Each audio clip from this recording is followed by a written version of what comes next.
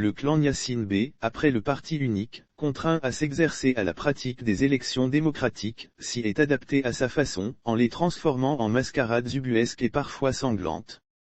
Même si les scores de 100% et de 99,99% d'antan font désordre aujourd'hui, les scores n'en demeurent pas moins soviétiques et confirment l'illégitimité d'un pouvoir usurpé.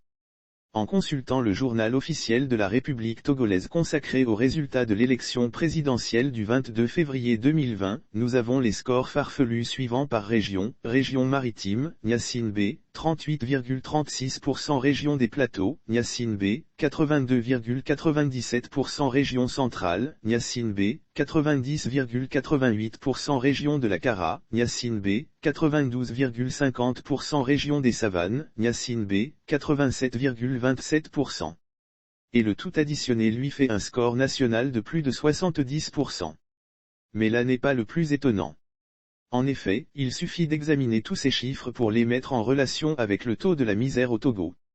Les chiffres officiels et de la Banque mondiale nous apprennent que le taux de pauvreté, moins d'$1 par jour par individu, au Togo, région par région, se présente ainsi: région maritime, 50%; région des plateaux, 60%; région centrale, 70%; région de la Kara, 80%; région des savanes, 90%. Commentons la saugrenuité des résultats qui démontrent que plus les Togolais sont dans la misère, plus ils adorent le dictateur responsable de cette misère.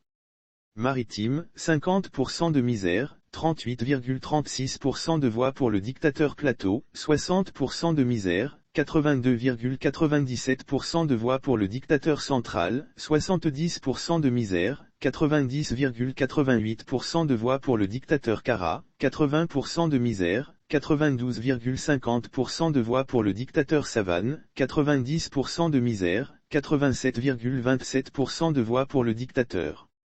Diantre! De qui se moque Théon? Alors d'où vient l'éternelle crise de légitimité du pouvoir au Togo pour que celui-ci ne se maintienne que par la force des armes? Le peuple togolais est-il masochiste en même temps qu'il vomit ce régime criminel? Question à 1000 €.